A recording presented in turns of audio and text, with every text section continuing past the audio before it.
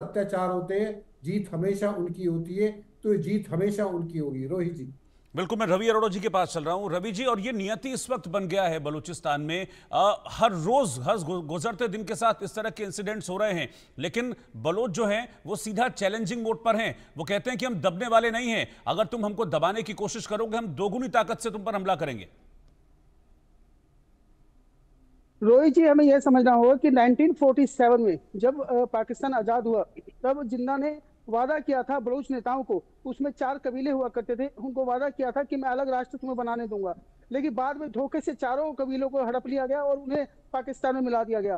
तो तब से ये लड़ाई चलती आ रही है और ये धोखे से हासिल किया हुआ मुल्क है। जो बलोचिस्तान बनना चाहिए था उस समय पर ही बन जाना चाहिए था, परंतु आज तक वो लोग अपनी जंग लड़ रहे हैं। सबसे बड़ी बात यह कि आज उनकी महिलाओं के साथ जो अत्याचार हो रहा है, तो बलूच लड़ाकों ने, बलूच लिबरेशन आर्मी ने लगातार हथियार उठाए।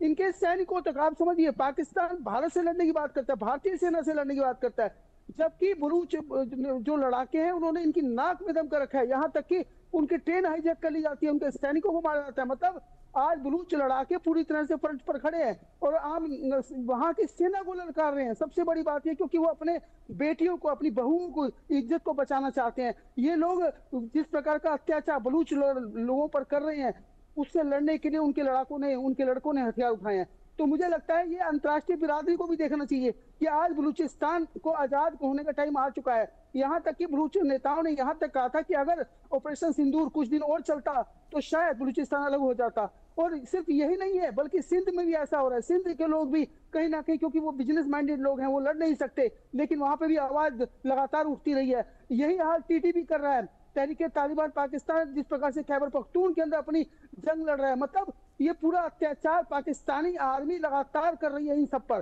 तो आज पाकिस्तान के कई टुकड़े होने लगभग तय हैं, लेकिन सबसे बड़ी बात है कि अंतर्राष्ट्रीय बिरादरी को दिखाई नहीं दे रहा कि किस प्रकार से बलूच लोगों के साथ अत्याचार हो रहा है, वहां बहु बेटियों के साथ अत्याचार हो रहा है, उनको मोनोलिस किया जा रहा है। मैं समझता हूँ आज वक्त आ गया है, क्योंकि भारत से लगातार उम्मीद लगाए बैठे हैं ये सभी कि भारत उनकी मदद करे, क्योंकि उनको लगता है कि भारत के प्रधानमंत्री नरेंद्र मोदी अगर चाहें तो कुछ भी कर सकते हैं। और जिस प्रकार से आज वो त्रिपाल से अपनी इज्जत छुपाता फिर रहा है पाकिस्तान, जिस प्रकार से हरे त्रिपाल से मतलब पूरी दुनिया से बचाने की कोशिश कर रहा है, और सैटेलाइट वो हमें बता रही है, पूरी तस्वीरें सामने आ रही है कि किस प्रकार से भारतीय सेना ने वहां पे तबाही मचाई। तो अब जो है इनकी उम्मीदें जाग चुकी है, इनको भी लगता है कि भारत उनकी मदद जरूर करेगा। और यहाँ तक कि खुद प्रधानमंत्री नरेंद्र मोदी ने एक बार मंच पे कहा था कि किस प्रकार से बलूचों पर अत्याचार हो रहा है, इसे हमारे संज्ञान में ये सब है। तो मतलब आज वो कहीं ना कहीं भारत से उम्मीद लगाए बैठे हैं कि भारत सरकार उनकी मदद करे, क्योंकि बलूच लोग आज से जंग नहीं लड़ रहे हैं, उनकी जंग बहुत पुरानी है। और सबसे बड़ी बात है कि वो अपने इंसाफ की लड़ाई लड़ रहे हैं। आज वो वहां की महिलाएं और यहाँ तक कि बलूच लिबरेशन आर्मी का नेतृत्व करने वाले जो संगठन है, उसमें भी बहुत सारी ऐसी महिलाएं हैं जो खुलकर बात करती हैं, पूरी तरह से पाकिस्तानी आर्मी को चैलेंज करती है। आप समझिए, अगर एक महिला इस प्रकार से चैलेंज करती है पाकिस्तान आर्मी को, तो ये कितनी बड़ी बात है। मतलब यह मैं समझता हूँ पाकिस्तान का पूरी दुनिया के सामने मुंह काला हो रहा है, लेकिन उसको शर्म नहीं आ रही और वो लगातार इन लोगों पर अत्याचार कर रहा है। मुझे लगता है आज वक्त आ गया उनकी आजादी का। और लगातार बात भी चल रही थी, जब ऑपरेशन सिंदूर शुरू भी नहीं हुआ था, तब पूरी दुनिया में एक मैसेज आ रहा था कि पाकिस्तान के कई टुकड़े हो सकते हैं। उसमें खैबर पख्तून सबसे ऊपर था, उसमें बलूचिस्तान सबसे ऊपर था, फिर खैबर पख्तून था और तीसरे नंबर पर सिंध था। मतलब कहीं ना कहीं लोगों में भी उम्मीद है कि बलूचिस्तान जल्द आजाद होना चाहिए। खासकर भारत की जनता भी अब मानने लगी है कि इन बलूचिस्तान के लोगों को आजाद कराने का टाइम आ चुका है, और शायद उम्मीद करती है पूरी दुनिया की भारत ही शायद इसमें कोई कदम उठाएगा।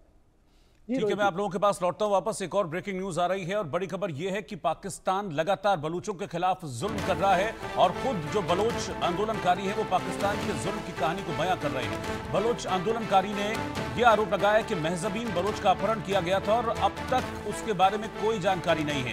क्वेटा के एक नर्सिंग हॉस्पिटल से महजबीन का अपहरण कर लिया था पाकिस्तान के इन सैनिकों ने। 10 दिन हो चुके हैं, लेकिन अभी तक महजबीन नाम की इस महिला का कुछ भी पता नहीं है। पाकिस्तानी सेना और ISI लगातार बलूचों को गायब कर रही है, ये आरोप बलोच सीधे तौर पर लगा रहे हैं। उनका कहना है कि महजबीन के अलावा और भी कई लड़कियां थी जो उस नर्सिंग हॉस्पिटल में थी, लेकिन पाकिस्तान की सेना पहुंची, पाकिस्तान की फौज पहुंची और इन्हें यहां से उठाकर ले गई। और 10 दिन हो गए हैं, अब तक इनके बारे में कुछ भी पता नहीं चला है। खिलाफ वर्जियाँ करते हुए बलूचिस्तान से लोगों को जिबरी तौर पर लापता कर रहे हैं। जैसा कि आप लोगों के इल्म में है, गुज़िश्ता 10 दिनों से बलूचिस्तान यूनिवर्सिटी का एक बलोच तलबा माजबीन बलोच जिबरी तौर पर लापता है। उसे यहाँ सिविल अस्पताल के नर्सिंग हॉस्टल से रात 3 बजे उनके दोस्तों के सामने से रियासती इदारों ने मावराइन इक़दाम उठा के उनको हिरासत में लेकर नामालूम मुकाम पर मुंतकिल कर दिया है। 10 दिन गुजरने के बावजूद भी माजबीन को ना मंजर आम पर लाया गया और न ही उनके ख़ानदान को मालूमात फराहम किया जा रहा है कि वो किस इदारे की हिरासत में है। मैं समझता हूँ कि रियासत को सोचना चाहिए कि एक बलोच तलबा जिसे आपने 10 दिनों से अपने जिंदानों में रखा हुआ है, पाकिस्तान के अंदर मुल्की कानून आइन मौजूद है।